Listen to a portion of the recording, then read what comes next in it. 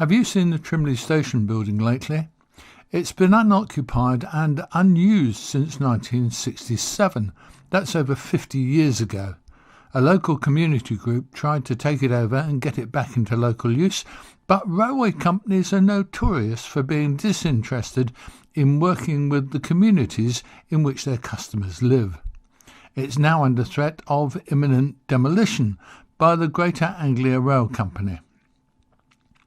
I had a chat with Adrian Reynolds of Trimley Station Community Trust, the group that was originally founded to save this 1891 built station.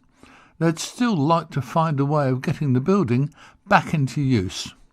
Adrian, morning. We are here at Trimley Station, which looks, if I can sort of put it mildly, it looks a damn mess, doesn't it, really? It's not very attractive, is it? How long has it been like this? It's been empty since 1967. Right. So, and as far as I'm aware, apart from some remedial work that the Trust has done, right, there's been nothing done to it. Nothing at all? Nothing at all.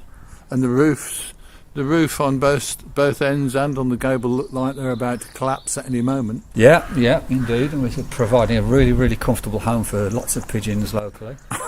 And they're inside the building, so I dread to think what that looks like inside. Yeah. Unfortunately, we can't go inside because I've had the keys taken off me. Right. So tell me what the situation is now. You're the chairman of the trust, Trimley Station Community Trust, yeah. Right, which originally was set up to renovate the station and put it right, in essence. Yeah, that's right. We had three things to do. It was to save, restore and return. Right. So we were going to try and save it from demolition, restore it and then return it back to the community for the use of. That was the original plan of the building. That was provoked by the demolition of Beach Station. Right. Which, after that was done, we were thinking that this station could possibly be at risk. Yep. So one of my colleagues who worked for the Conservation and Planning Department in the council put a temporary hold for 6 months on it to stop them from doing anything silly. And here we are, some good few years later, with that 6 month thing. But we've got to this point now where. I mean, one of the things about the Beach Station issue was that they seemed to do that virtually overnight without really telling anybody much, didn't they? I understand it was a bit of a mistake by the council. They actually, the rail owners, who weren't Greater Anglia at that time, right, said they were going to give 3 days notice of demolition, which the council agreed to. But what they didn't tell them was that it should have been 3 working days. So they put on the Friday when that was agreed. On Saturday, the train operator put a note through the town hall door to say they were going to come and demolish it the following day. And on the Sunday, it was demolished and gone. That was a bit handy, wasn't it? That was extremely handy. Yes. Could something like that happen here? Well, that was the fear that's exactly what was going to happen. Right. At the moment, though, we have some open dialogue with Greater Anglia. They have told us that it will be demolished unless we can save it at the 11th hour, which is unlikely. Right. It was supposed to be demolished in the summer, then it's being put back to the autumn. The last I spoke to them, they said it would be the spring, but could be before Christmas. Right. So it gives them a little bit of leeway. They have got 6 weeks to put the notice into the council of demolition. Then the council have to consider and then tell them. So we've got at least 6 weeks. And they have to actually give the council a date on which a bulldozer is coming in? Yes, they do.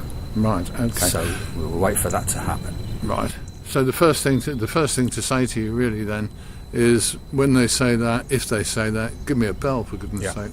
Yes, well I think we better make some noise about it and certainly get somebody down here to not to put pressure on them, but just to say, well, there's people still interested in this station. But I don't know what we can do about it unless there's anybody out there got £350,000 plus VAT. That's what it would take to put it back together again. Exactly what it would take, and then we can start work and open the doors to the community. Okay. Have a nice cafe, toilet facilities, which it hasn't got. This is all for Greater Anglia's good. Give us a bit of the history, because it's a lovely looking building, or it would be. Tell me about the design and what happened. When was it built? Okay, built in 1891, right. In what they call the New Essex style. So This particular design was used in stations such as Colchester, Manningtree, on the North Essex line. Right. Designed by a railway architect called William Ashby, who also designed and built Liverpool Street Station. Right. This is one of only two of this type of station outside of Essex. So it has got history, and it's quite important that we acknowledge that. Also, the fact this used to be the gateway to the Felixstowe Peninsula, because it was actually built before Felixstowe Town Station was, Right. by about 5 years. So this was the gateway, and that was what our Heritage Lottery application was based on heritage of this particular part of the peninsula line. Good. I mean, it would take a lot of work, wouldn't it? But 350,000 quid would sort it out. Well, the plan, the original plan was that we were going to replace the roof, because once the roof's replaced and it's waterproof and windproof, we can do the rest of the work as and when we want to. Right. The important thing was the roof. Now we had some people quote us for the roof, about £25,000. We had got the money to do that, and then Greater Anglia sent through an application of works which you have to complete, 28 pages of it. Right. And on one of them was if you're using scaffold, you must your contractors must have various qualifications. Right. So we had a contractor who was going to do it. We spoke to him. He said, "No chance. I haven't got any of those." We went back to Greater Anglia, said, "No, we can't. What about yours?" And they said, "Well, it'll be around about 75,000 plus VAT," which we obviously hadn't got. No.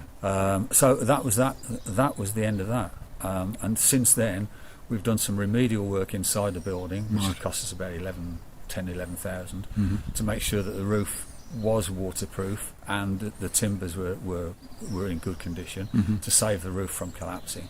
But that was a good few years ago now, and as you can see from the building now, there's big holes in. You can see the rubber carpeting in there, which is now breached. So obviously all the water's getting in there. Right. I dread to think what it looks like inside.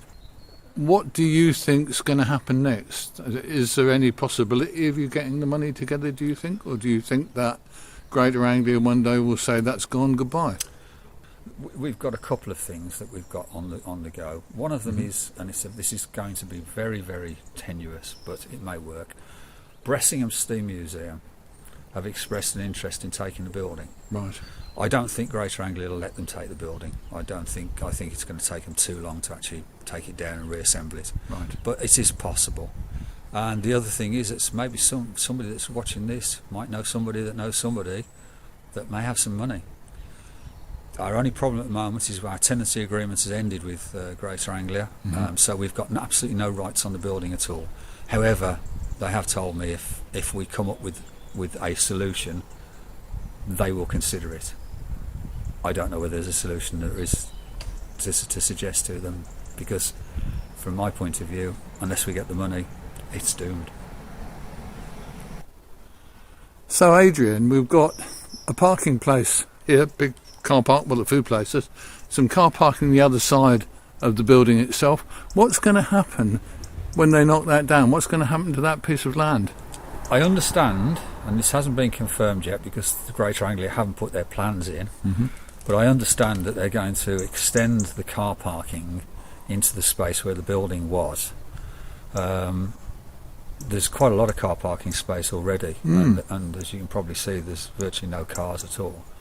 So I have spoken to them and just pointed out to them that Trimley has never been and never will be a commuter station, so it doesn't really need this amount of parking spaces. What I'd like them to do is to put a better building there that's cosy, providing some waiting space and some toilets as well for the people who use the line. I don't understand why they want to extend the car park, but I guess it's the cheapest and easiest way to do it. If you'd like to get involved in trying to save Trimley Station, find the Community Trust at facebook.com/Trimley Station and get in touch. You can also write to your local councillors, parish, district or county, and your MP, Dr. Therese Coffey. Saving the station building would cost Greater Anglia nothing, and it wouldn't increase their income if they convert the site into unneeded car park spaces in a very underused park.